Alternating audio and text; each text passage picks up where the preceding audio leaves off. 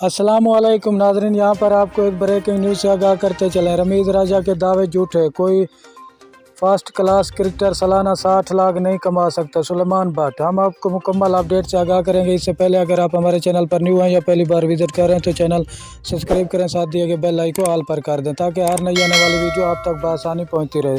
तो आपका कीमती वक्त ज़ाय किए बगैर चलते हैं वीडियो की तरफ। साबिक कप्तान सुलेमान भट्ट ने पीसीबी के अदाद शुमार को मदद-ए-राई करार देते हुए कहा कि किसी फ्रंट क्लास क्रिकेटर की सालाना कमाई 60 लाख रुपए हासिल नहीं होती। ऐसी मालूमात मीडिया की तवज्जो हासिल करने के लिए फराहम की जाती हैं। तफसीलात के मुताबिक गुज़िश्ता दिनों कराची में मुनक़िद प्रेस कॉन्फ्रेंस में चेयरमैन पीसीबी रमीज़ राजा ने डोमेस्टिक क्रिकेटर की तनख्वाहें बढ़ाने की बात करते हुए कहा कि अब इनको 50 से 60 लाख रुपए सालाना हासिल हो रहे हैं। इस हवाले से यूट्यूब चैनल पर सुलेमान भट्ट ने कहा कि दीगर